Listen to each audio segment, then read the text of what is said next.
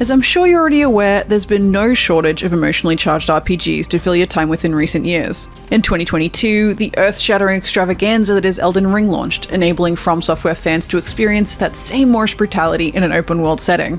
Then in 2023, Baldur's Gate 3 arrived, providing role-playing diehards with a tongue-tying platter of branching decisions to pick through.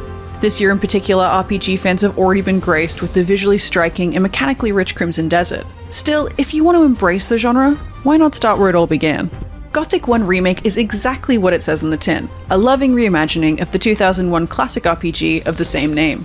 Handcrafted by Alchemia Interactive, this fantasy adventure commits wholeheartedly to its textured setting, asking players to put in the work as they aspire to greatness. Landing as a nobody in a magically quarantined penal colony, your first problem isn't saving the world from some great evil, but rather finding a place to camp so you can survive the night. On this venture, you'll organically find weapons and the occasional bit of gold, though notably you won't be told how to take down potential enemies or dodge their advances. Rather, such skills are learned through trial and error, and you'll have to ask yourself tough questions like, what happens if I tap that button? Or, will this cave-dwelling mole rat deliver a bite that takes a third of my health bar?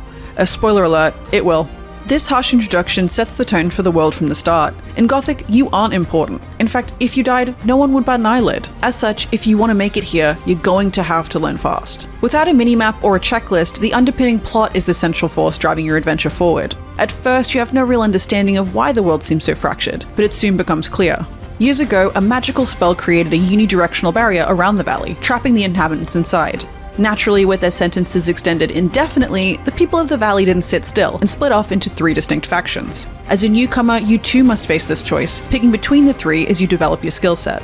There's the deeply structured Old Camp, which has the largest numbers in the valley, but is ruled with an iron fist. Then there's the independent New Camp, whose goal is to break the barriers surrounding the valley and escape, though their lakeside abode hides a wicked power imbalance. Finally, there's the whimsical, if not somewhat deranged Brotherhood of Sleeper, whose bog-based lifestyle might not be enticing at first, though their swampweed smoking hides fanatical cultist beliefs that are sure to spike your curiosity. The decision you make will shape your journey, dictating who your friends will be, as well as what abilities you can unlock over the course of the campaign.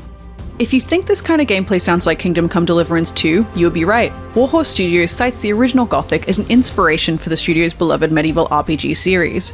Both games start you off as a talentless peasant and send you into a fully functioning society with no clue and barely any coin to your name. And in both cases, your job is to overcome these frustrating hardships and become the hero you know you can be.